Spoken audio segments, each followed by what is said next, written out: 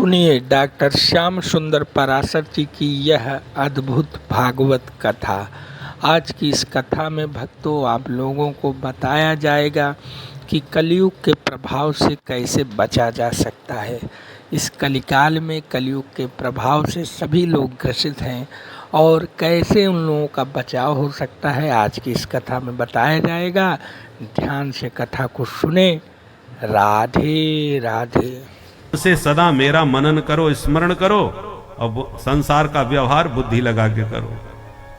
हम लोग उल्टा कर रहे हैं, मन संसार में लगाए बैठे हैं। 24 घंटे मन से संसार का ही चिंतन चलता रहता है और जब भगवान की बात आएगी सोई बुद्धि लगाना चालू कर देंगे। भगवान ने ऐसा क्यों किया, भगवान ने वैसा क्यों किया, भगवान होते भी हैं कि नहीं होते। बुद्धि से कसने की कोशिश करते हैं भगवान को, बुद्धि से पकड़ना चाहते हैं भगवान को। अरे यो बुद्धि परसस्तु सह, भगवान गीता में कहते हैं वो परमात्मा बुद्धि से बहुत ऊपर है, तुम्हारी बुद्धि में वो नहीं आएगा। भगवान का एक नाम है अधोक्षज। अक्षज माने इंद्रिय जन्य ज्ञान। अक्ष कहते हैं आंख को, अक्ष माने आंख, और आंख से जो देखा जाए वो विषय, दृश्य। तो केवल आंख को तो आंख कहते ही हैं, मां की सारी इंद्रियां भी अपने अपने विषय को अपने अपने ढंग से देखती हैं, इसलिए सारी इंद्रियों को भी अक्ष कहा जाता है। जैसे मृग नाम हिरण का है और मृग शब्द व्यापक भी है, माने जितने भी वन गोचर होते हैं, जंगली जानवर, उन सबको मृग कहा जाता है। और शेर को इसीलिए मृगराज कहा जाता है। मृगराज माने सिंह। सिंह को मृगराज क्यों कहते हैं? केवल मृगों का ही राजा थोड़ी होता है, वो तो सारे जंगल का राजा होता है। तो चूंकि सारे जंगल के जानवरों को मृग कहा जाता है, इसलिए शेर को मृगराज कहा जाता है। मृगों का राजा, जंगल का राजा। और ऐसे ही आंख ही नहीं देखती, सारी इंद्रियां देखती हैं। हम व्यवहार में प्रयोग भी करते इस शब्द का। अरे साहब क्या बढ़िया कंठ है, कभी सुन के देखो, बहुत बढ़िया गाते हैं।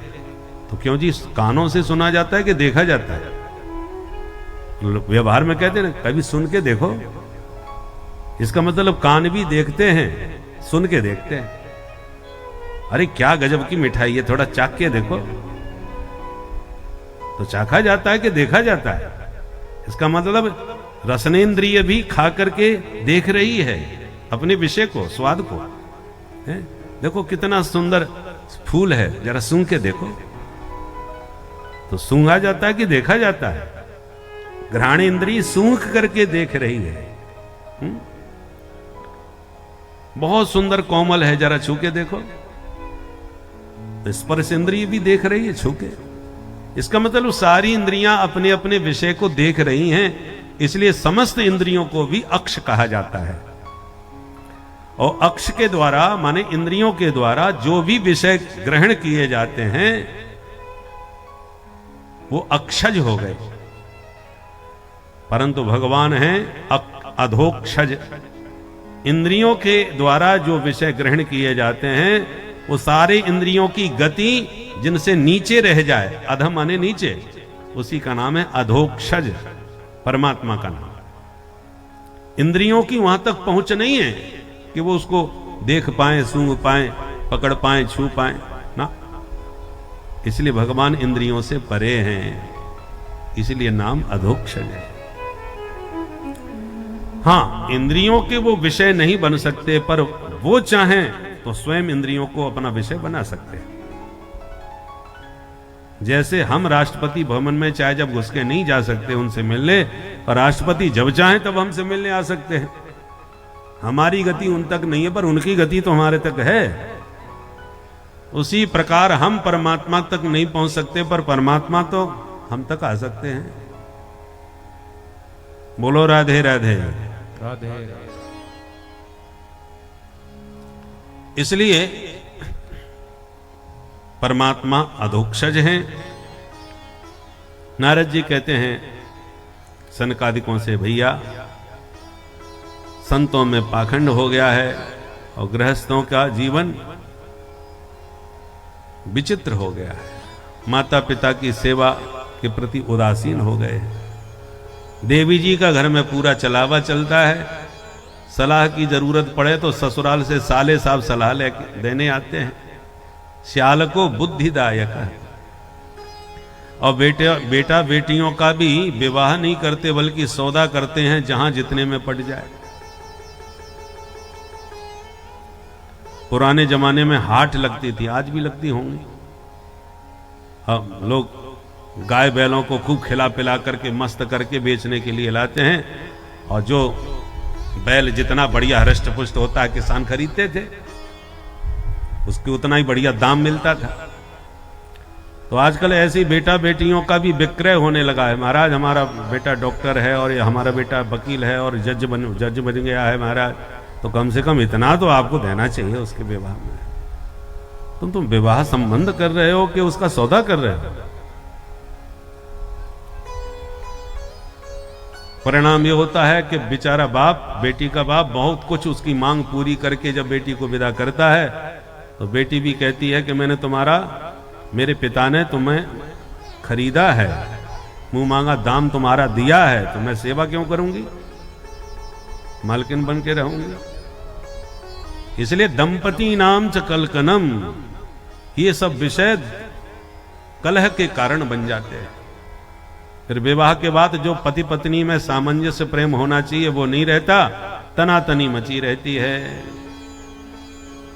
क्योंकि पहले समधि बन के विवाह करते थे ना। समधि का अर्थ क्या है? धी माने बुद्धि, बौद्धिक विचारधारा जिनकी समान हो वो समधि बन करके संबंध करते थे।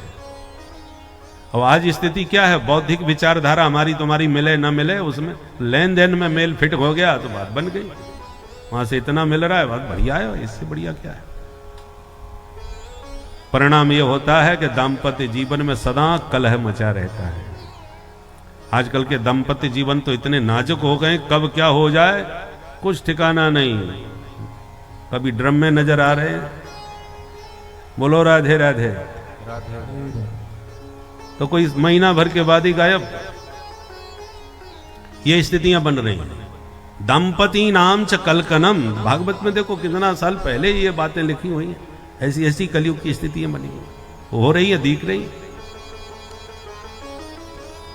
नारद जी कहते हैं ये सब दुनियादारी देख करके हम तो बड़े दुखी हो गए भाई।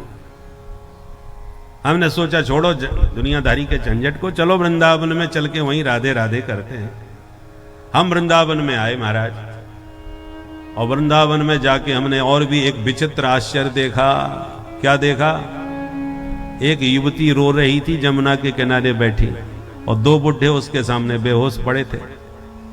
मैंने सुना तो उसके पास चला गया। काशित्वम, मैंने पूछा देवी जी आप कौन हैं और ऐसे काय क्यों रो रही हो, क्या कष्ट है?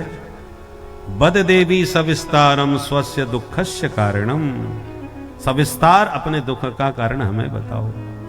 तब उस देवी ने अपना परिचय हमको दिया। अहम भक्ति रीति ख्याता इमौ में तनयौ मतौ ज्ञान वैराग्य नामानौ काल योगे न जर्जरो। मेरा नाम भक्ति देवी है और ये दोनों बुढ़े मेरे बच्चे हैं, इनका नाम है ज्ञान और वैराग्य। मैं दक्षिण में पैदा हुई, कर्नाटक में बड़ी, वही महाराष्ट्र में पली, पर कई पाखंडियों के प्रदेशों में पहुंच करके मैं पाखंड से पीड़ित होकर के भगी, और वृंदावन में आती मैं एकदम नई नवेली बन गई, पर बच्चे मेरे दोनों बुढ़े हो गए। अब बच्चे स्वस्थ नहीं हुए तो इदम स्थानम परित्यज्य विदेशम गम्यते मया, इस भूमि को भी छोड़ करके मैं तो विदेश भाग जाऊंगी, मैं ऐसे दुखी नहीं रह पाऊंगा। नारद जी ने हाथ जोड़ के कहा माता जी ऐसा गजब मत करो, आजकल भक्ति विदेश की तरफ ही जाना भाग रही है। बोलो राधे राधे। और हम लोगों को भी ऐसा विदेशी चश्मा फिट हो गया है कि जब तक किसी वस्तु व्यक्ति में विदेशी मोहर न लगे तब तक हम उसको महत्वपूर्ण नहीं मानते, चाहे कोई वस्तु हो या व्यक्ति हो, साधु संत विद्वान कोई भी हो। जब कोई पूछता है महाराज जी क्या करते हैं आप, बोले कथा कहते हैं। अच्छा, कभी विदेश में भी कथा कही? बोले ना। अच्छा, तो लोकल में ही कथा कहते हैं। भाषा ही बदल जाती है, माने किसी मतलब के लिए। और 2-4 देशों का नाम सुना दो कि साहब अभी ऑस्ट्रेलिया गए थे और अमेरिका गए थे और कनाडा गए थे, और ये महाराज तो आप अंतर्राष्ट्रीय हैं। तो उसके देखने, बोलने, बात करने का नजरिया ही पूरा बदल जाता है। पहले लोग विदेश जाते थे तो पश्चाताप करते थे लौट करके, पंचगव्य पी करके, नहा धो करके कि राम राम क्या करें, मिलेक्षों के यहां होकर आए। विदेश जाना माने अभी भी परंपरा के अनुसार जो जगतगुरु होते हैं, धर्माचार्य, विदेश जाने पर उनको जगतगुरु का पद त्यागना पड़ता है। विदेश जाने से अपवित्र हो जाते हैं। हमारे सनातन धर्म की मान्यता तो ये है। और कदाचित जाना पड़े तो लौटने के बाद वो पश्चाताप करते हैं, प्रायश्चित करते हैं विदेश से लौटने का, जनेऊ बदल करके और पंचगव्य पान करके कि हम बाहर से आए। तो लोग माने पहले कितना बाहर जाने से लोग परहेज करते थे कि देश छोड़ के न जाना पड़े, और अब गौरव की बात हो जाती है। बाहर जाने माने बहुत बड़े गौरव की बात, और लोगों के दृष्टिकोण ही बदल जाता है, व्यवहार बदल जाता है, अंतर्राष्ट्रीय हो गए। तो नारद जी से जब भक्ति माने का विदेशम गम्यते मया, मैं भी विदेश चली जाऊंगी फिर। तब नारद जी हाथ जोड़े, बोले माता जी ऐसा न करो, मैं नारद आज आपको वचन देता हूं, प्रतिज्ञा करता हूं, तदा ना हम हरिर्दासो लोके त्वाम न प्रवर्तय। यदि जन जन में इस देश में आपको मैंने प्रतिष्ठित नहीं कर दिया तो मैं हरि का दास न कहलाऊं। ये सुन के भक्ति मां गदगद हो गई। नारद जी आप सचमुच धन्य हैं, भक्तों में शिरोमणि हैं। आपकी सदा जय हो नारद जी, सदा जय हो। जय जयकार करने लगी भक्ति मां नारद जी की। जयति जगति माया यस्य कायाधवस्ते, जयति जगति माया वचन रचन में कम केवलम चाकलैय, वचन रचन ध्रुव पदमपि यातो यत्कृपातो ध्रुवोऽयं, ध्रुव पदमपि यातो यत्कृपातो ध्रुवोऽयं, सकल कुशल पात्रं ब्रह्मपुत्रं नतास्मि, सकल कुशल पात्रं ब्रह्मपुत्रं नतास्मि, ब्रह्मपुत्रं नतास्मि, ब्रह्मपुत्रं नतास्मि। जयति जगति माया, जयति जगति माया, जयति जगति माया। नारद जी आपकी सदा जय हो, सदा जय हो। आपने प्रहलाद पर अनुग्रह किया तो प्रहलाद जी भक्तों में शिरोमणि बन गए। आपने ध्रुव पर कृपा करी तो ध्रुव जी का इतना उत्कर्ष बढ़ा कि ध्रुव तारा बन गए। आप जिस पर कृपा करते हैं वही चमक जाता है। तो जैसे ध्रुव प्रहलाद पर कृपा करी वैसे मेरे इन बच्चों पर भी कृपा कर दो महाराज। नारद जी बोले देवी तुम इतनी दुखी क्यों हो रही हो? अरे चिंता छोड़ो, हरि के चरणों का चिंतन करो। हरि स्मृति सर्व विपद विमोक्षणम, हरि का स्मरण सारी आपदा विपदाओं को दूर कर देता है। ब्रज के नंद लाला श्री राधा जो के सांवरिया, सब दुख दूर हुए जब तेरा नाम लिया। हो ब्रज के नंद लाला श्री राधा जी के सांवरिया,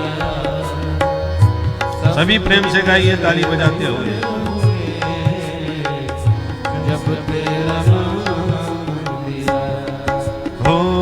सब दुख दूर होगे जब तेरा नाम लिया।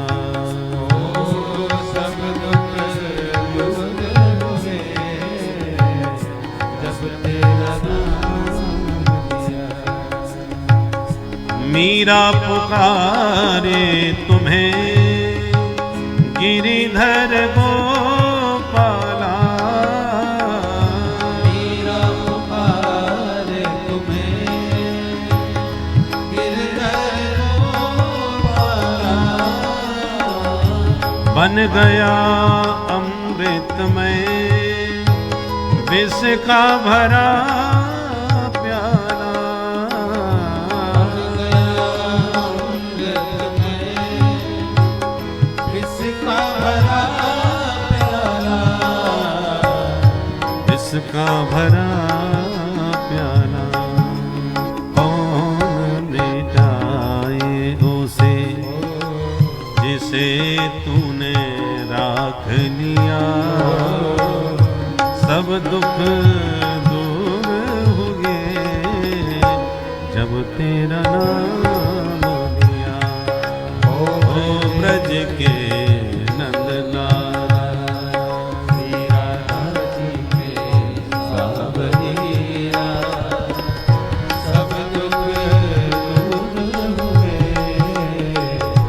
जब तेरा नाम। श्री राधे।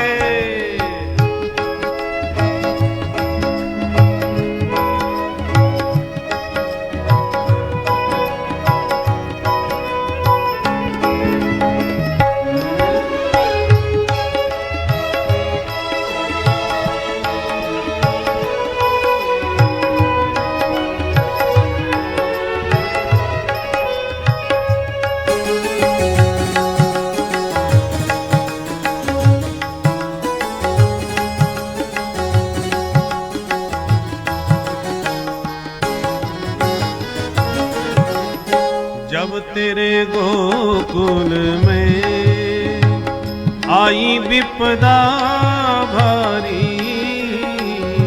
जब तेरे गोकुल में आई विपदा भारी।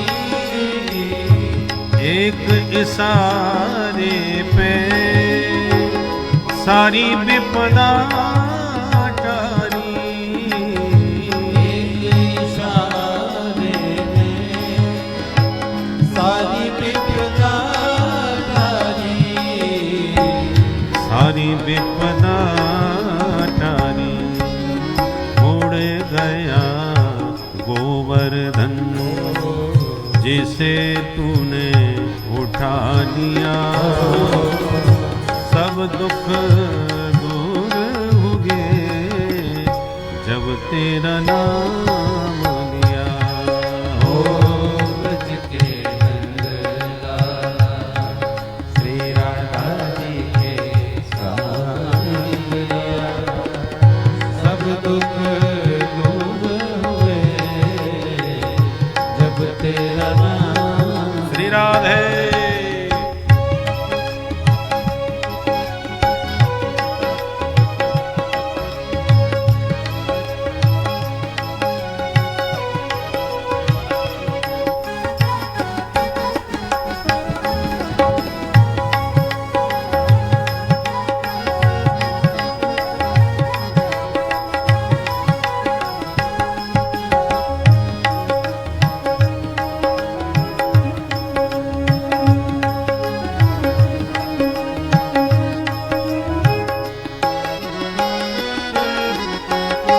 नैनों में श्याम बसे मन में बनवारी।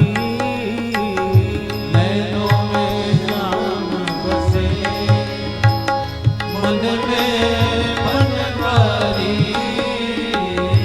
सुध बिसराए गई मुरली की धुन प्यारी।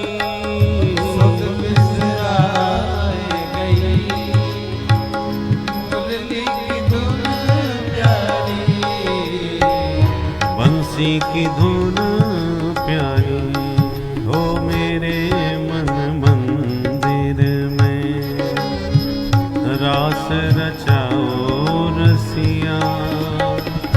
सब दुख दूर हुए जब तेरा नाम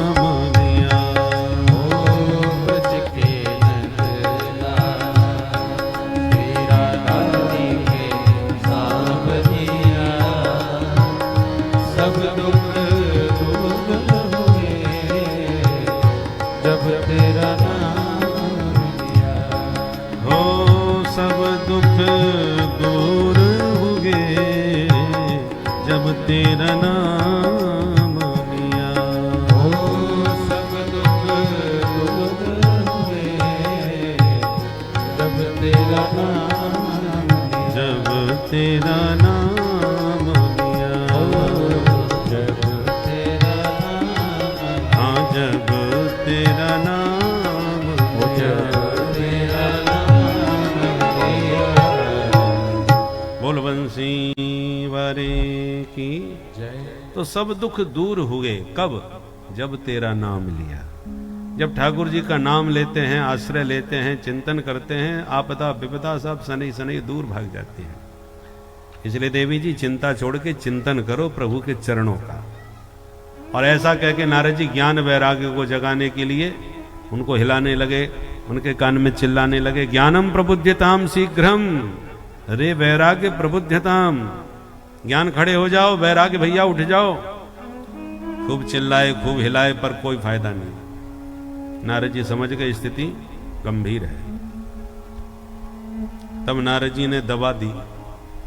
कौन सी दवा खिलाई? वेद वेदांत घोषिश्च गीता पाठिर मुहुर्मुहुः। वेद सुनाए, वेदांत माने उपनिषदें सुनाई, और कई बार भगवद गीता का पाठ सुनाया। तब थोड़ा सा होश तो आया। आंख खोल के दोनों भैयाओं ने इधर उधर देखा और अगली क्षण आंख बंद करके फिर बेहोशी में चले गए। अब नारद जी चिंता में पड़ गए कि इतना हैवी डोज दिया तब भी फायदा नहीं हुआ। अब इससे ज्यादा प्रभावशाली दवा तो हमारे पास है ही नहीं। वेद वेदांत गीता के बाद बचा क्या? चिंता में पड़ गए तो आकाशवाणी हो गई, नारद जी सत्कर्म करो तभी ठीक होंगे। नारद जी बोले तो इतनी देर से हम कर क्या रहे हैं? वेद वेदांत गीता सब सुना दी, ये सत्कर्म नहीं है? कौन सा का सत्कर्म करूं बताओ? आकाशवाणी ने कहा संतों से पूछो, संत बताएंगे। नारद जी चक्कर में पड़ गए, ना तो दवाई का नाम बताया ना संत का नाम बताया। किससे जाके पूछूं? तो निकल पड़े जानकारी के लिए। सत्कर्म क्या चीज है? जो भी साधु संत मिले, महाराज जी सत्कर्म किसे कहते हैं? अब नारद प्रश्न करते हैं तो बड़े बड़े महात्मा वैसे ही हाथ जोड़ लेते हैं, नारद जी जब आपको ही नहीं मालूम तो हम क्या बताएं भाई, आप ब्रह्मा के बेटा ब्रह्मांड में घूम रहे हो, हम आपको क्या बताएं।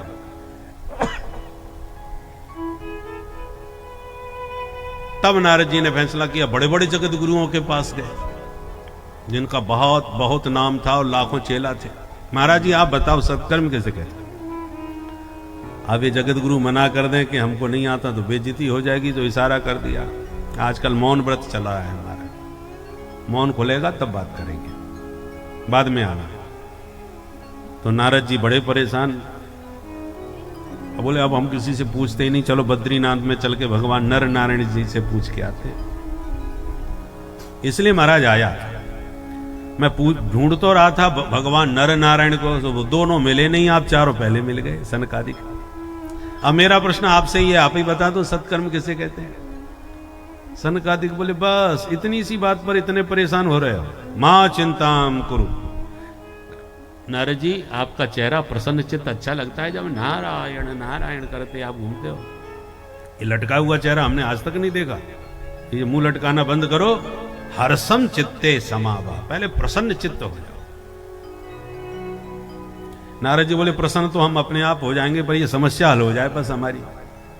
मैंने वचन दिया है भक्ति मां को ज्ञान वैराग्य को स्वस्थ करने का, और मेरी सारी दवा खत्म हो गई, वो ठीक ही नहीं हो गए, इसलिए मेरे को चिंता है साधु का वचन व्यर्थ न जाए। सनकादिक बोले वो सत्कर्म कुछ और नहीं है बाबा, उस सत्कर्म का नाम है श्रीमद् भागवत महापुराण की कथा।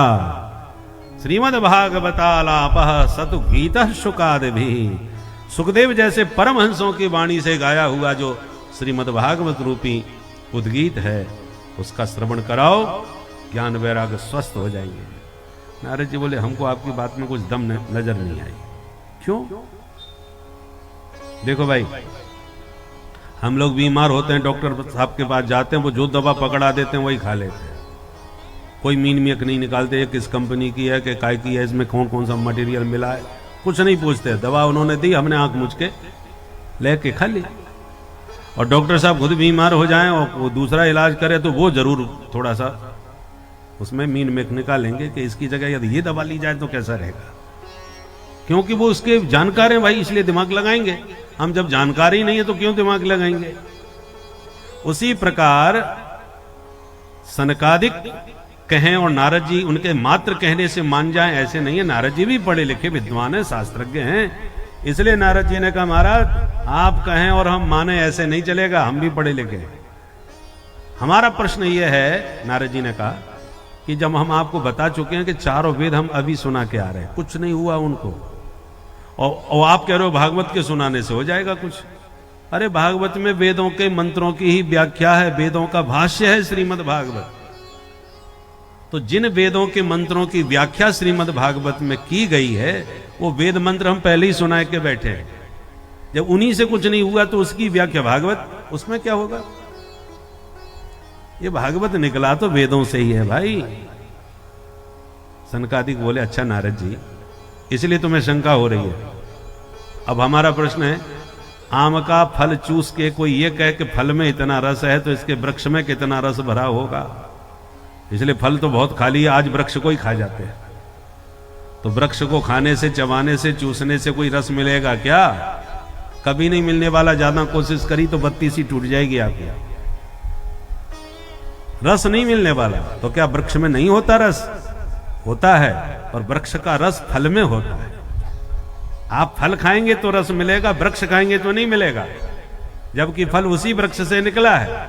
उसी प्रकार भागवत वेदों से ही निकली है, पर आपको वेदों में रस नहीं मिलेगा जो भागवत में मिलेगा।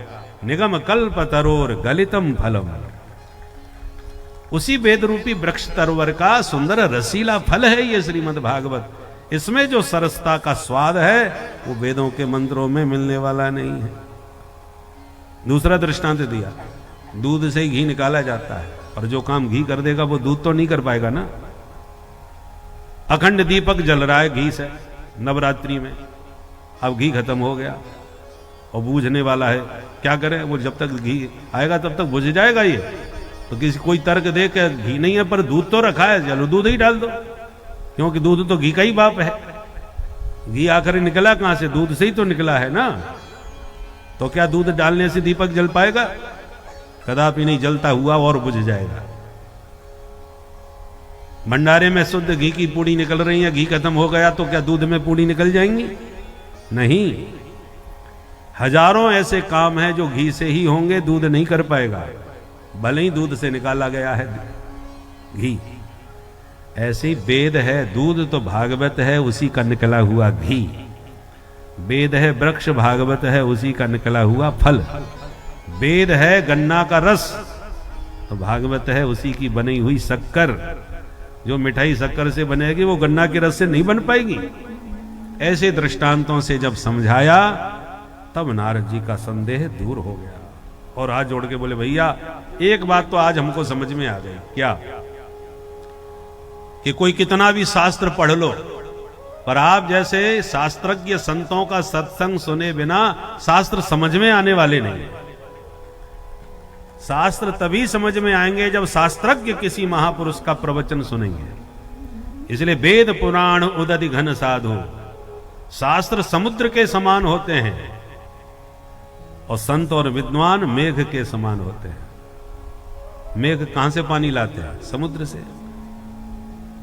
समुद्र से पानी खींचते हैं, फिर जगह जगह बादलों से घुमड़ उमड़ के फिर रिमझिम करके बरसाते हैं। और समुद्र का पानी आप डायरेक्ट पीने जाओ तो मुंह खराब हो जाएगा, इतना कड़वा खारा। और वही पानी जब बरसात के द्वारा बरसे तो बड़ा मीठा स्वादिष्ट हो जाता है। बहुत सी जगह तो बरसात का ही पानी पिया जाता है। अभी हम राजस्थान में एक चिकित्सालय का उद्घाटन करने गए, प्राकृतिक चिकित्सालय बनाया है कई एकड़ों में, बड़ा भव्य बनाया है। तो वहां पर उन्होंने 8-10 कुएं बनाए हैं जिसमें बरसात का ही पानी संग्रहित हो। ऐसी व्यवस्था उन्होंने, बोले महाराज साहब पानी यहां जितना भी प्रयोग आएगा बरसात का ही प्रयोग पानी का किया जाएगा। इसलिए हमने पूरे उसके खर्चे के लिए पानी का खर्चा बाहर से नहीं गांव में बनाया उन्होंने, परंतु बड़ा भव्य दर्शनीय। भारत के गिने चुने चिकित्सालयों में उसका नाम होगा। ऐसा भव्य विशाल बनाएगा। बोले यहां पर केवल बरसात के पानी का ही प्रयोग हो, इसके लिए ये कुएं बनाए गए, जल संग्रह। तो बरसात का पानी बहुत स्वादिष्ट है और समुद्र का पानी खारा, जबकि है वही पानी, परंतु बादलों से मिलेगा तभी मीठा मिलेगा, नहीं तो खारा ही मिलेगा। उसी प्रकार शास्त्र समुद्र है और संत और विद्वान बादल हैं। संत इन्हीं शास्त्रों को पढ़ करके, समझ करके, मंथन चिंतन करके और फिर प्रवचनों के द्वारा जब सुनाते हैं तो आपको सारी बात समझ में आती है। महाराज जी ने बिल्कुल ठीक कही। और जब आप ही इस शास्त्र को पढ़ने लग जाओ तो बुद्धि भ्रमित हो जाती है बहुतों की। पढ़ने में बुद्धि भ्रम में पड़ सकती है। बोलो राधे राधे। संस्कृत के शास्त्रों की तो बात छोड़ दो, रामचरितमानस जो सबका सार है, नाना पुराण निगम आगम सबका सार गोस्वामी जी ने रामचरितमानस में भर दिया। उसको पढ़ने में लोगों की बुद्धि खराब हो रही है। रामायण के पन्ने फाड़ फाड़ के जलाने लग गए। गोस्वामी जी ने ऐसा लिख दिया, उन्होंने वैसा कर दिया। तो जब महामूर्खों को हिंदी साहित्य ही समझ में नहीं आ रहा तो संस्कृत साहित्य में तो गति क्या होगी, और सत्यानाश कर देंगे। इसलिए शास्त्रों को या तो किसी सदगुरु के मार्गदर्शन में पढ़ो अथवा केवल संतों के प्रवचन सुनो, तभी बात समझ में आएगी। पर संत भी जरा, आजकल सत्संग भी बड़े विचित्र विचित्र होने लगे हैं, तो किसी शास्त्रज्ञ महापुरुष का ही सत्संग सुनना चाहिए।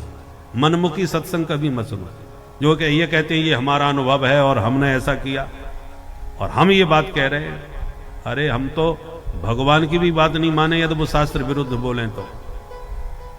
हमारे यहां भगवान को भी भगवान तब माना जाता है जब भगवान शास्त्र के अनुसार कार्य करें, और शास्त्र विरुद्ध प्रवचन यदि परमात्मा भी करने लग जाएं तो हम भगवान मानेंगे जरूर, प्रणाम भी करेंगे, पर उनकी बात नहीं सुनेंगे। प्रमाण देख लीजिए, बुद्ध भगवान, बुद्ध भगवान को हम भगवान मानते हैं, 24 अवतारों में उनका नाम लेते हैं, 10 अवतारों में भी नाम है।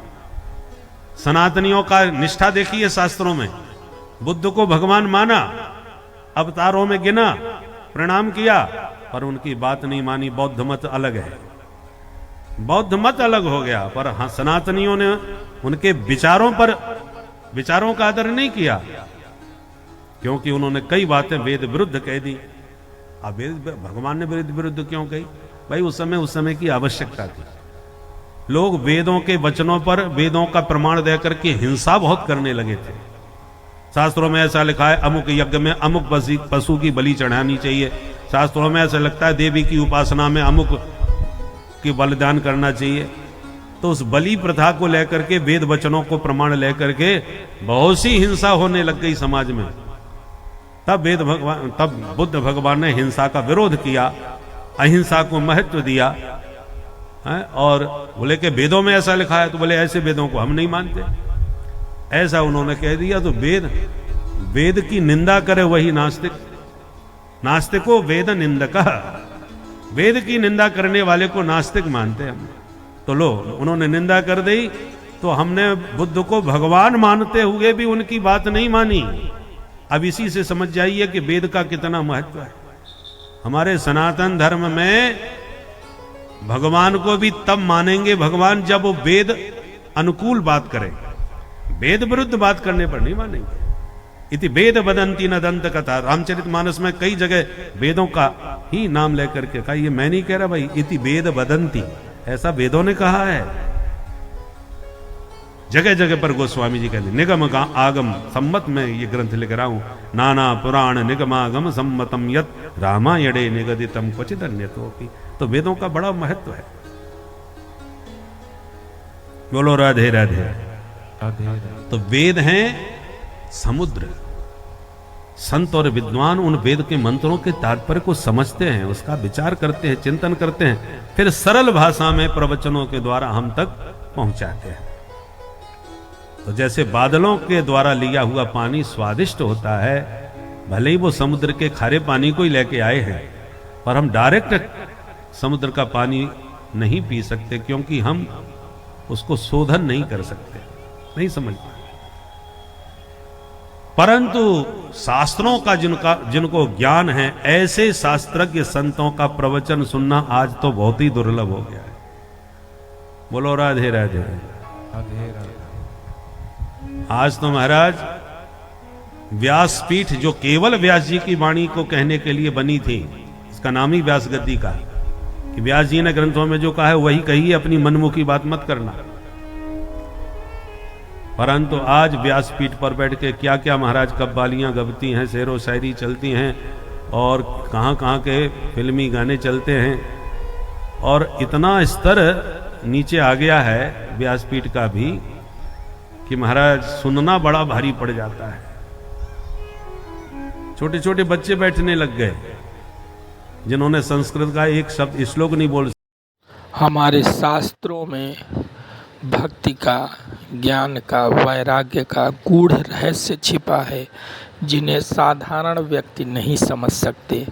इनको समझने के लिए शास्त्रों के मर्मज्ञ संतों के द्वारा ही इनको समझा जा सकता है, जिसका एकमात्र उपाय व्यासपीठ है। और व्यासपीठ पे बैठे हुए संत ही आपको इन गूढ़ श्लोकों का रहस्य समझा सकते हैं, शास्त्रों में छुपे रहस्यों के बारे में आप लोगों को बता सकते हैं। तो इसके लिए आप लोगों को भागवत कथा ध्यानपूर्वक सुननी चाहिए। तो भागवत कथा को सुनते रहें भक्तों। श्री राधे राधे। नहीं बोलेंगे तो आपको कैसे पता चलेगा हम क्या बोल रहे हैं? मनगढ़ंत कहानी तो नहीं कह रहे। एक वक्ता की हमने कथा सुनी साहब, वो बाकायदा श्लोक बोल रहे थे, पर गजब की बात ऐसी थी कि वो श्लोक बोल रहे थे परंतु एक भी भागवत का नहीं था। मनगढ़ंत श्लोक बोल रहे थे और वहीं की वहीं बना रहे थे, तुकबंदी बैठे ना बैठे बोले। अनुस्वार हलंतम लगंतम संस्कृतम बनंतम, अनुस्वार और विसर्ग लगा दिया, संस्कृत बन गई। ऐसे श्लोक बोल बोल करके हमने इतनी कथा 1200 से ज्यादा कह ली भाई, ये श्लोक इतने श्लोक बोले, एक भी भागवत का नहीं निकला, हमको तो एक भी याद नहीं है, कहां से बोल रहे हैं भाई? ऐसे ऐसे वक्ता भी मनमुखी ढंग से अपने बना लेते हैं। तो श्रोताओं का भी इसमें बहुत बड़ा हाथ है। श्रोताओं के श्रवण का स्तर गिर गया, इसलिए व्यासपीठ का भी स्तर गिरता जा रहा है। कोई वक्ता शास्त्र के अनुसार कथा कहना भी चाहे, है किसी गंभीर विषय का तत्व का विवेचन भी करना चाहे, तो श्रोता सुनने को तैयार नहीं है। बोले महाराज ये सब जो रहने दो, सब सुनी कथाएं तो सब सुनी सुनाई है, सबको मालूम है, 30 साल से सुन रहे। अब तो ऐसा बढ़िया कोई भजन सुनाओ कि बस सब झूम जाए, नाचे जाए, सो एक कथा सफल हो गई। आजकल सफलता का यही मापदंड है।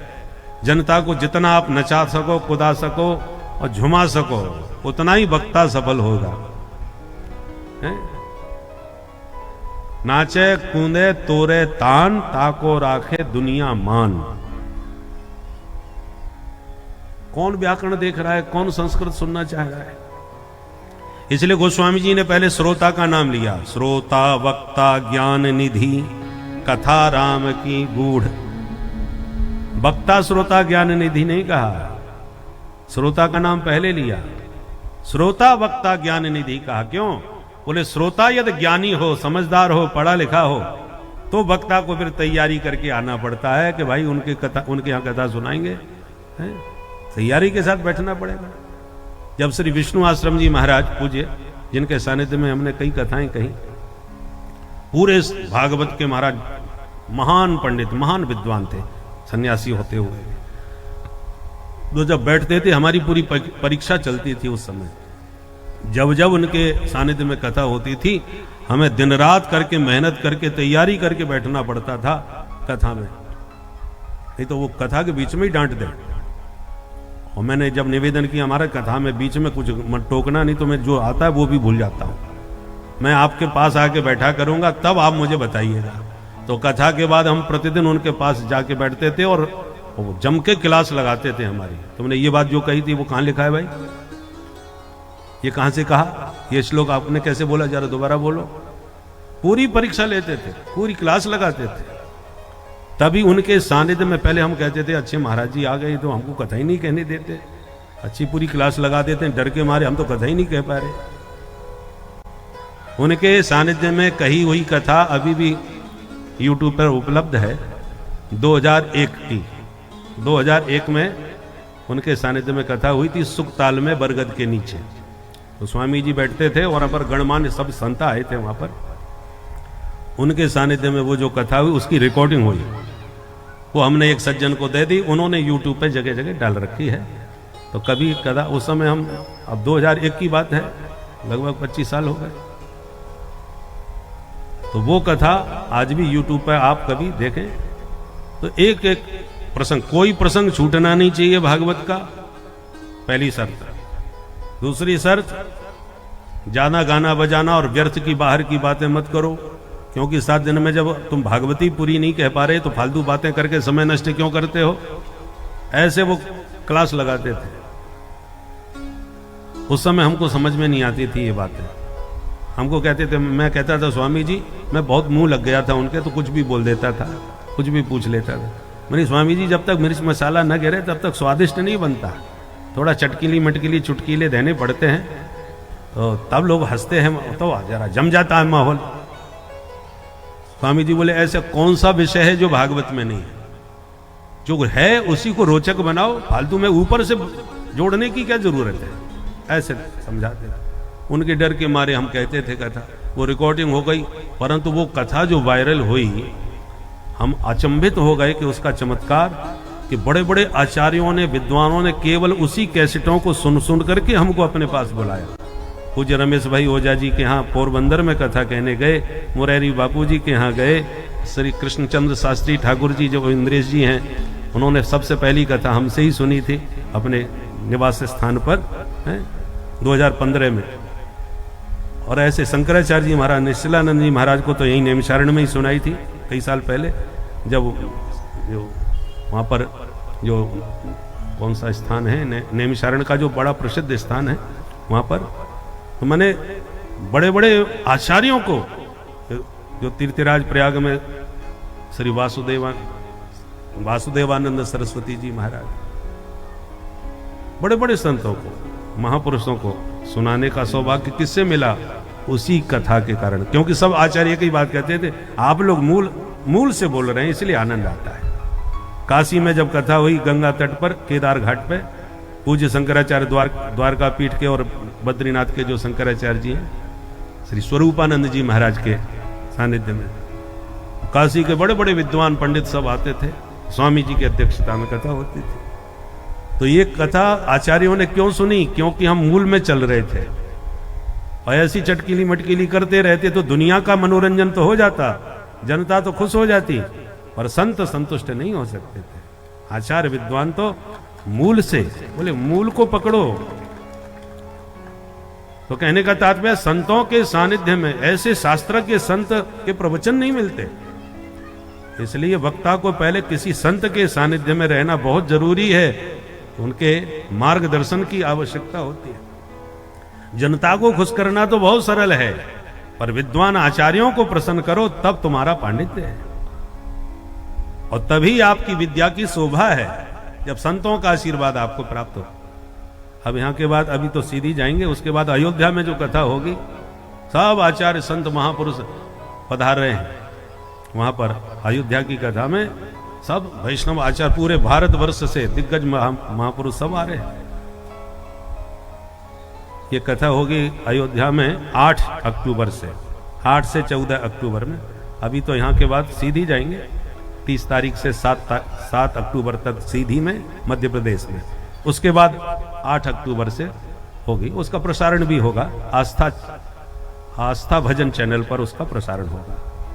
सीधी की कथा का भी सत्संग चैनल पर प्रसारण होगा, और वहाँ का आस्था भजन चैनल पर होगा।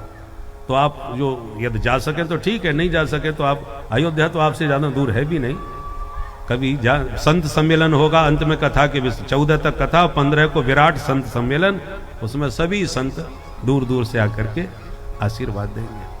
हमारे गुरुदेव भगवान के गुरु स्थान पर ही ये कथा होगी, राम मंत्रार्थ मंडपम, उसमें कथा होगी। और ये उपलक्ष्य क्या है? हमारे गुरुदेव सभी शिष्यों को बुला करके राम मंत्र का जाप कराते थे पुरस्चरण के रूप में, 6,10,000 दिन में राम मंत्र जपो। तो 10 घंटे आसन पर बैठ करके मंत्र जपाते थे और वो क्रम अभी तक चल रहा है। शरद पूर्णिमा से चालू होता था 10 दिन तक, दिवाली के पहले संपन्न हो जाता था। तो शरद पूर्णिमा पर सभी लोग पहुंच जाते थे जो भी अनुष्ठान करना चाहें, और बहुत कर्रा काम था भाई 10 घंटे बैठना। 10 घंटे बैठो, मंत्र जाप करो, और 10 दिन में महाराज एक पूरा पुरस्चरण मंत्र राज का होता था, और उसके बाद फिर पूरे अयोध्या के संतों का भंडारा होता था। और ये क्रम 25 वर्ष पूरे हो गए इस क्रम को, तो ये 25वां वर्ष पूरा होगा, इसलिए ये विशाल यज्ञ हो रहा है और उसमें कथा होगी। उसमें सब वैष्णव संत आचार्य सब पधारेंगे कि रजत जयंती एक तरह से हो गई अनुष्ठान की, 25 वर्ष पूर्ण हो गए, इसलिए उसमें मंत्र की ही महिमा, मंत्र का स्वरूप, ये सब विषयों पर चर्चा होगी और सभी महापुरुष आएंगे।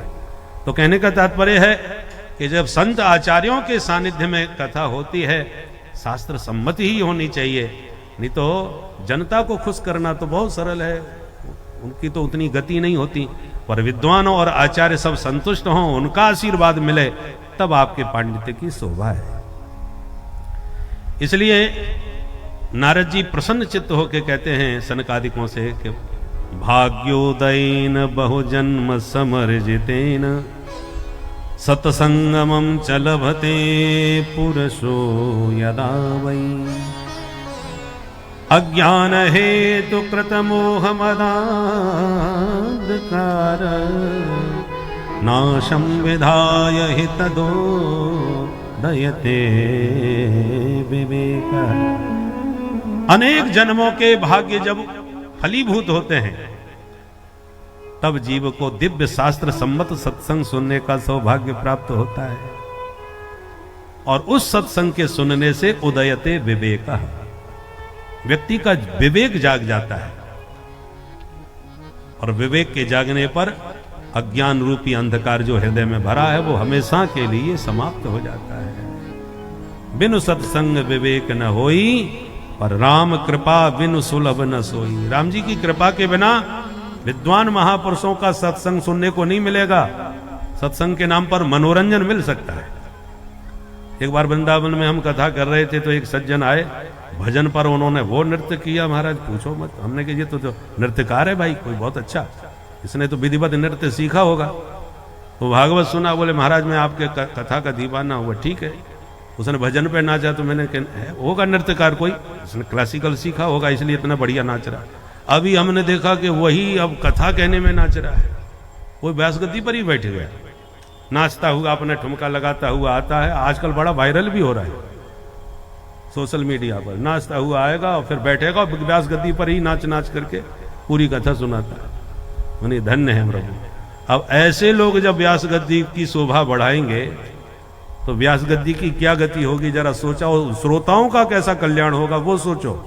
हमको तो उन श्रोताओं पर दया आती है जो ऐसे ऐसे महापुरुषों को पकड़ के लाते हैं और उनसे कथा सुनते हैं। तो बोलो, वक्ता जो है सो है, पर श्रोता क्या कैसे कैसे विचित्र हैं, जो चाहे जिसको बिना सोचे समझे गद्दी पर बैठा करके सुनने को तैयार हो जाते हैं। तो श्रोताओं का स्तर गिरा, तभी तो ऐसे निम्न स्तर के व्यासगद्दी पर बैठने लगे। इसलिए श्रोता वक्ता ज्ञान निधि कहा। श्रोता को सजग होने की आवश्यकता है। श्रोता सावधान नहीं होंगे तो फिर ऐसी व्यास आपको प्राप्त होंगे। सदगुरु वैद्य वचन विश्वासा। संत सदगुरु वैद्य के समान होते हैं। वैद्य के बिना भी काम नहीं चलता, डॉक्टर के बिना काम नहीं चलेगा। बीमार हो गए तो डॉक्टर को पकड़ना ही पड़ेगा, परंतु ये झोला छाप डॉक्टर के चक्कर में पड़ गए, हेरे गहरे नत्थु खेरे को पकड़ लिए तो शरीर बर्बाद करोगे, पैसा बर्बाद करोगे और कष्ट अलग भोगोगे। कम से कम ये तो देखो इसने ठीक से डिग्री प्राप्त की है कि नहीं, कुछ अनुभव है इसको कि नहीं। सोच विचार के ही आप डॉक्टर के पास जाते हो, आंख मूंझ के नहीं जाते। उसी प्रकार संत सदगुरु को भी तो आंख मूंझ के नहीं पकड़ना चाहिए। आप जिससे कथा सुनकर के अपने कल्याण की कामना रखते हो तो किससे कल्याण हो सकता है, कौन विद्वान है, किसने संस्कृत और साहित्य का भागवत का अध्ययन किया, कुछ तो सोच विचार करके वक्ता का कुछ परीक्षण करना चाहिए कि नहीं, कि जो मिल गया उसी को अपने। आजकल लोग कथा के नाम पर मनोरंजन ज्यादा करवाते हैं कि सब लोग खुश हो जाए, नाच कूद करके बस हो गया भागवत सफल। ये मानसिकता श्रोताओं की होगी तो वक्ता प्रबुद्ध कहां से मिलेंगे आपको? एक आचार्य को संस्कृत पढ़ने में, व्याकरण पढ़ने में कितना श्रम होता है, विद्वान ही विद्वान के परिश्रम को समझ सकता है। अब वो परिश्रमी विद्वान आपको शास्त्र सुनाना चाहते हैं, आप सुनना नहीं चाहते, और जो मनोरंजन करता है उसको मुंह मांगी दक्षिणा दे करके आप उससे खुश और वो आपको खुश कर देता है। तो कौन पढ़ेगा शास्त्र, कौन पढ़ेगा व्याकरण? और जब तक दवा बढ़िया नहीं मिलेगी तब तक स्वास्थ्य समाज का कैसे सुधरेगा बताओ? पहले वैद्य लोग चूरन देते थे, कड़वे होते थे तो मुंह खराब हो जाता था, कहते थे अच्छा कोई बात नहीं, शहद से मिला के चाट लेना, ठीक हो जाओगे। ठीक है, शहद के सारे चूरन चट जाता था। उसी प्रकार संतों ने कहा ठीक, ये सीधी सीधी कथा आजकल श्रोता पसंद नहीं करते, थोड़ा संगीत का शहद मिलाओ। तो संगीत का शहद मिला के चाटना चालू कर दिया। पर जब से संगीत का शहद मिला है तब से लोगों ने शहद ही शहद पिलाना चालू कर दिया, और श्रोताओं ने भी शहद शहद चाटना चालू कर दिया। दवा धीरे धीरे गायब ही हो गई। अरे भाई, दवा नहीं रहेगी तो स्वास्थ्य कैसे सुधरेगा? स्वाद तो बढ़ जाएगा, शहद तो मीठा लगेगा, वो तो ठीक है, पर दवा के बिना स्वास्थ्य तो नहीं सुधरने वाला। दवा भी तो पर्याप्त हो शहद में। उसी प्रकार संगीत तो इसलिए था कि थोड़ा बहुत लोगों को आलस्य ना आवे, सुनते सुनते लोग बोर हो जाते हैं, आलस्य आने लगता है, विषय गंभीर हो जाए तो थोड़ी नींद आने लगती है, उस सबको दूर करने के लिए थोड़ा संगीत का शहद हो गया, चलो ठीक है। परंतु इसकी मात्रा यदि बढ़ गई, हर 5-10 मिनट में भजन करके नाच कूद करके, तो कथा समय तो वही 3 घंटे का है, अब चाहे गा बजा लो चाहे कथा सुन लो। इसलिए हर चीज का संतुलन होना चाहिए, बैलेंस होना चाहिए। बैलेंस बिगड़ेगा, दवा में कौन सी मात्रा कितनी होनी चाहिए मिला करके ही तो बनाई जाती है। मात्रा कम ज्यादा हो गई तो वो दवाई नुकसान कर सकती है। प्यार से बोलो जय श्री राधे। तो नारद जी ने कहा भैया मेरा भाग्योदय हो गया, जो आप जैसे संत मिल गए, मुझे तो आपसे ही भागवत सुननी है। कहां सुनाओगे बताओ? बोले चलो गंगा के किनारे हरिद्वार में, वहीं कथा करेंगे। तो सनकादिक बद्रीनाथ से नारद जी के साथ हरिद्वार में आ गए, और गंगा किनारे नारद जी ने सुंदर व्यासपीठ बना दी, और सनकादिक बैठ गए, और हजारों महात्मा कथा सुनने के लिए आ गए, और कथा प्रारंभ हो गई। सदा सेव्या श्रीमद् भागवती कथा, यस्या श्रवण मात्रेण हरिश्चित्तम समाश्रये। मुक्त कंठ भागवत की महिमा गाने लगे। भगवान की कथा सदा सर्वदा श्रवण करने योग्य है, दिन मुहूर्त की कोई जरूरत नहीं, जब चाहो तब सुनो। इसके सुनने से चित्त में चितचोर हमेशा के लिए चिपक जाते हैं। महिमा गा ही रहे थे कि अचानक भक्ति मैया ज्ञान वैराग्य के साथ प्रकट होकर के दिव्य नाम संकीर्तन करने लगी। भक्ति सुतौ तौ तरुणौ गृहीत्वा प्रेमैक रूपा सहसा विरासी।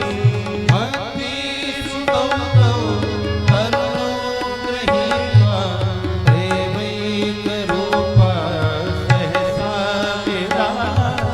श्री कृष्ण गोविंद हरे मुरारे नाथेति नामानि मुहुर्वदन्ति।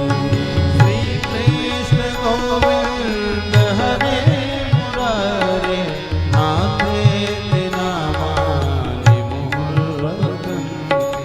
श्री कृष्ण गोविंद हरे मुरारे हे नाथ नारायण वासुदेवा। श्री कृष्ण गोविंद हरे मुरारे हे नाथ नारायण वासुदेवा। श्री कृष्ण गोविंद हरे मुरारे हे नाथ नारायण वासुदेवा। श्री कृष्ण गोविंद हरे मुरारे हे नाथ नारायण वासुदेवा। जय जय श्री कृष्ण गोविंद हरे मुरारे हे नाथ नारायण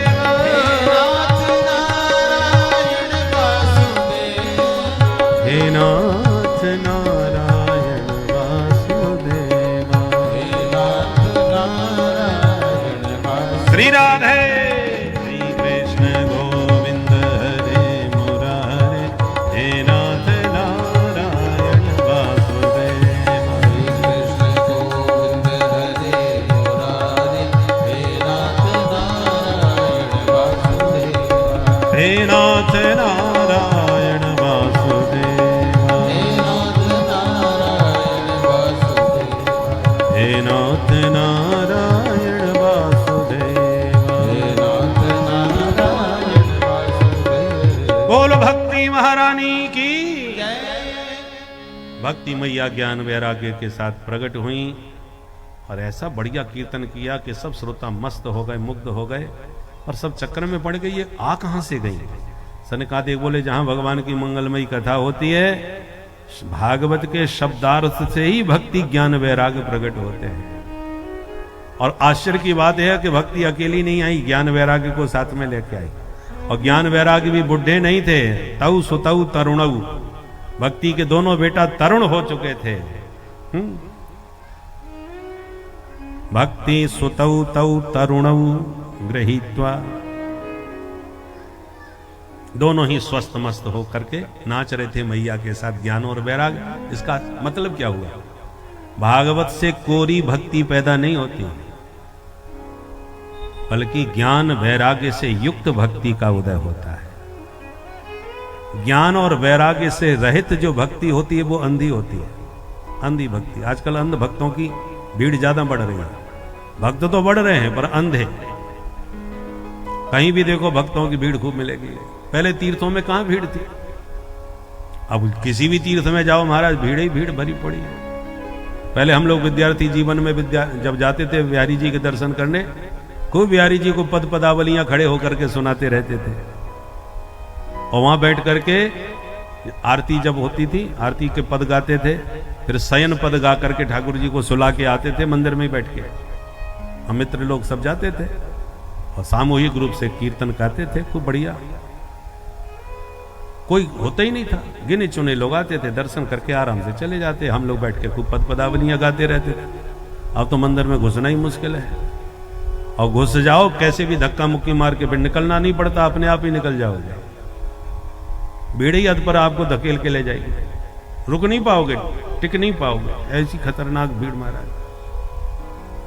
अब तो हमको तो जाने में ही डर लगता है। तो ये भक्तों की भीड़ बढ़ रही है, इसका मतलब भक्ति तो जवान हो रही है। और वृंदावन में जवान ही थी भक्ति, पर ज्ञान वैराग बेहोश पड़े थे, होश में ही नहीं थे। इसका मतलब क्या है? भक्ति बढ़ रही है पर ज्ञान वैराग दोनों ही गायब है। ये जितने भी भक्तों की भीड़ है उसमें ज्ञान किसी को नहीं है।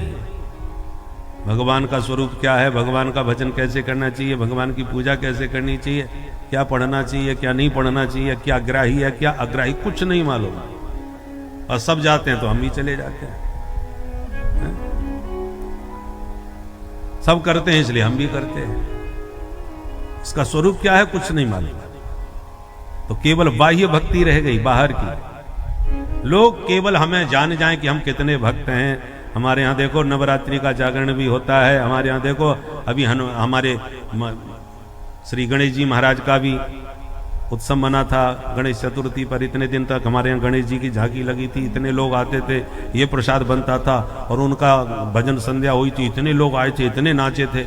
यही बाहर की दुनिया का ज्ञान है कि क्या किया था, क्या हुआ था, पर करना क्या चाहिए, क्या होना चाहिए वो नहीं मालूम। भक्त हैं ये तो अच्छी बात है, भक्त हैं तभी तो करा रहे हैं भाई,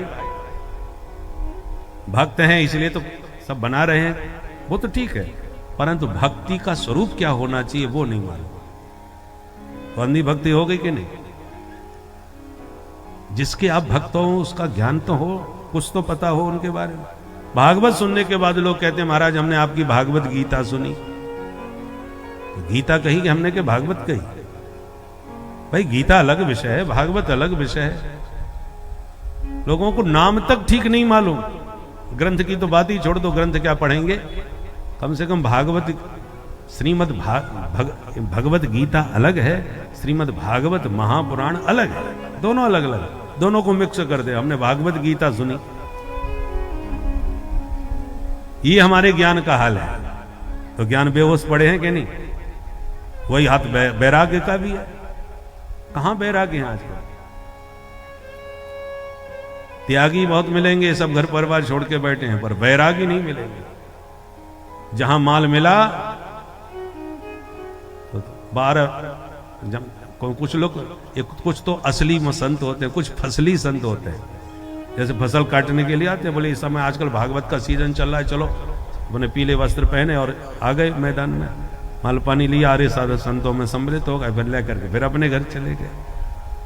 ये फसली, तो ये स्थिति है।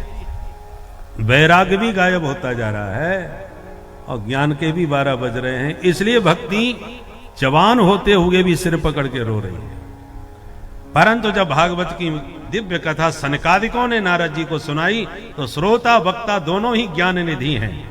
नारद जी को एरे गिरे से कथा थोड़ी सुन सकते हैं। सनकादिकों ने सुनाई, नारद जी ने सुनी, उसका परिणाम क्या हुआ? कोरी अकेली भक्ति प्रकट नहीं हुई, भक्ति सुतौ तौ तरुण उग्रहित्वा, दोनों तरुण पुत्रों के साथ युवक स्वस्थ ज्ञान वैराग्य का हाथ पकड़ के भक्ति मैया ने प्रकट होकर ताता थे या फिर नृत्य किया। ये हुआ अलौकिक नृत्य भगवान के प्रेम में। भगवान के भाव से भरा हुआ नृत्य अलग होता है। आजकल भक्त भी नाचने वाले ऐसे होते हैं कि लोग देखें हम कितना बढ़िया नाचते हैं, लोगों को रिझाने के लिए। उसमें ठाकुर जी को रिझाने का भाव दूर दूर तक नहीं रहता। हाँ, दिखावा जरूर होता है कि देखो हम ठाकुर जी के प्रेम में नाच रहे हैं, और नाच करके जानबूझ करके फिर ऐसा जगह देखेंगे जहां चोट ना लगे, फिर गिरेंगे और फिर उठ के कहेंगे व्यास जी से। कई लोग हमसे ही आके, महाराज मैं तो जब नाचता हूं कुछ होश नहीं रहता, कब क्या हो गया, क्या मैं गिर पड़ा था, मुझे तो पता ही नहीं था।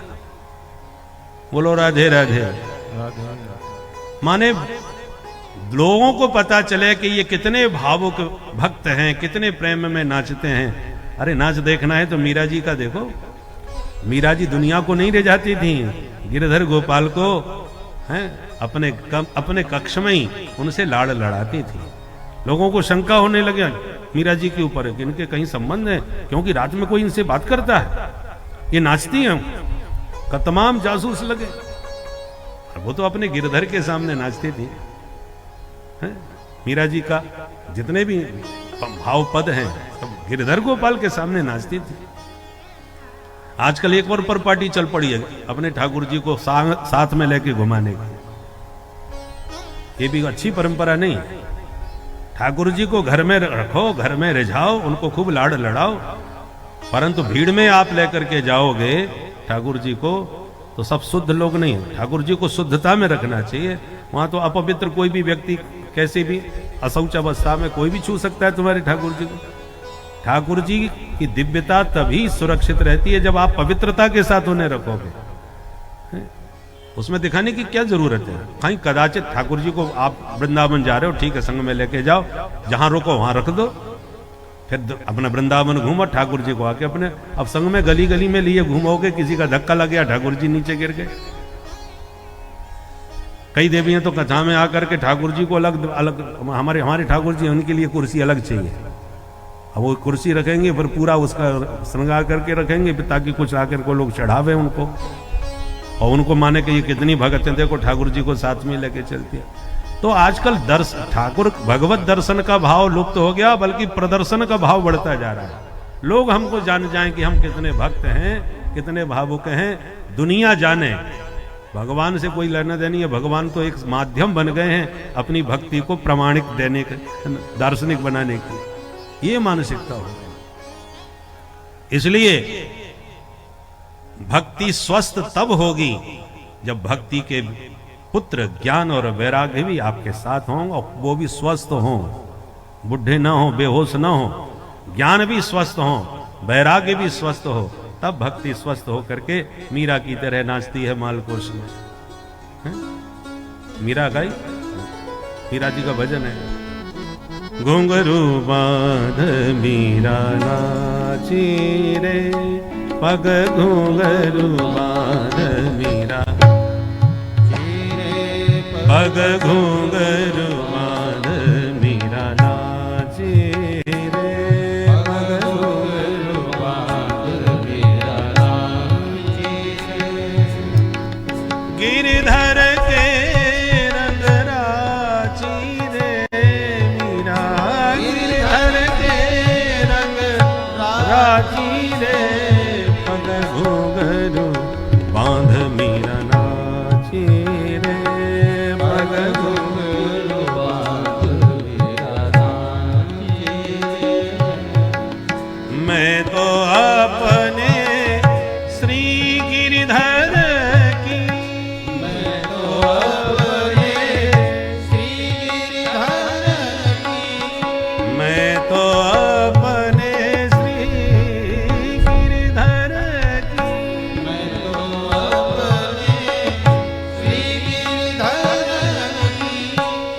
आपई हो गई दासी रे मीरा, आपई हो गई दासी रे, पग घूंघरू बांध मीरा नाची रे, पग घुंघरू बांध मीरा नाची रे, पग घूंघरू बांध मीरा नाची रे, पग घुंघरू बांध मीरा नाची रे।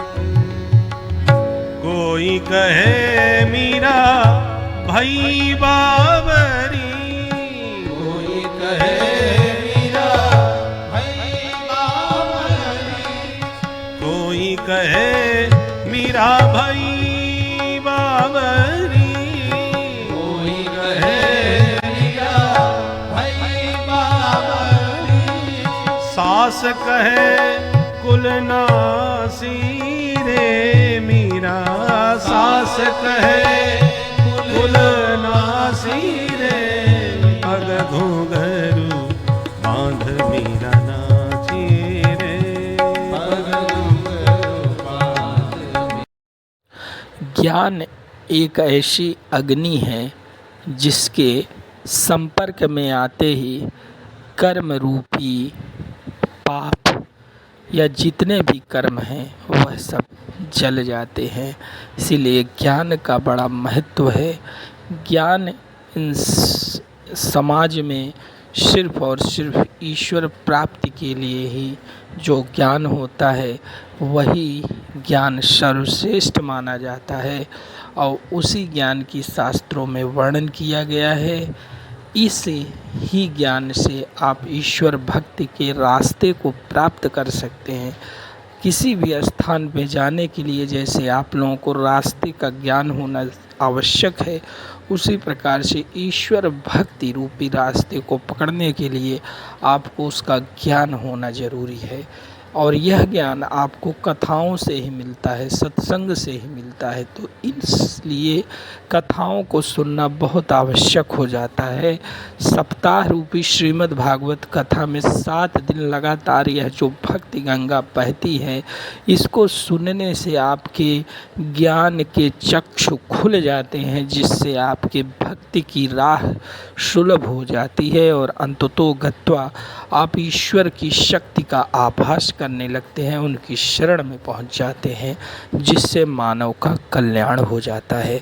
तो इसीलिए भागवत कथा को सुनते रहें भक्तों, और प्रेम से बोलिए भक्तों श्री राधे राधे।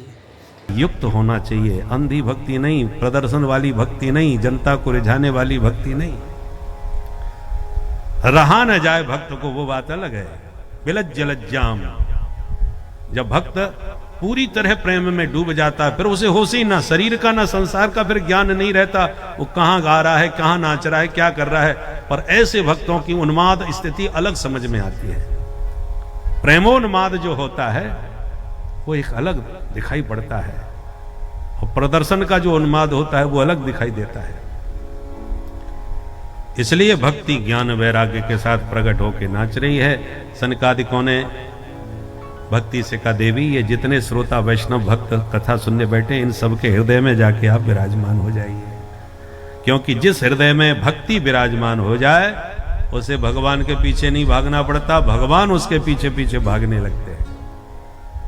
बोलो राधे राधे। राधे हरिरपि निज लोकम सर्वथा तो विहाय प्रविशति हृदय तेषाम भक्ति सूत्रोपनद्ध।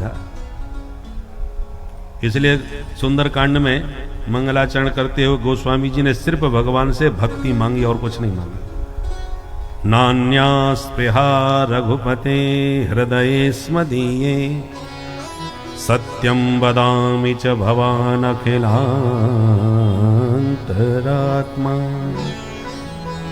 भक्तिं प्रयक्ष रघुपुंगवनिर्भरां मे, कामादिदोषरहितं कुरु मानसं च। भक्तिं प्रयक्ष, हे प्रभु, हे रघुपुंगव, हे रघुनंदन, मुझे सिर्फ अपने चरणों की भक्ति चाहिए दीजिए, न अन्य स्पृहा। अस्मदीय हृदय मेरे हृदय में और किसी प्रकार की स्पृहा नहीं है, कोई इच्छा नहीं, कोई कामना नहीं है, केवल भक्ति प्रयक्ष, अपने चरणों की भक्ति दो। भक्ति से क्या करोगे लेके? बोले आपकी भक्ति आएगी तो जो हृदय में काम क्रोध लोभ मोह बैठे हैं वो सब भाग जाएंगे। माताओं का स्वभाव है साफ सफाई करना। जिस घर में स्त्री नहीं होती उस घर का प्रवेश करते ही रूप समझ में आ जाता है, और कुशल गृहिणी घर में हो तो घर में घुसते ही पता चल जाता है कि कोई सुलक्षणा है। सब घर को संभालना, साफ सफाई करना माताओं का, गृहिणी का काम होता है, पुरुषों का उतना नहीं, वो तो सब में रह जाते हैं। साधु संतों के आश्रम में जाओ, सब पकड़ साई, वो अलग समझ में आ जाता है। इसलिए आपकी भक्ति जब आएगी तो इस भवन में जितना कूड़ा करकट फैला पड़ा है, उल्टा सीधा काम क्रोध की गंदगी, वो सब सफाई करके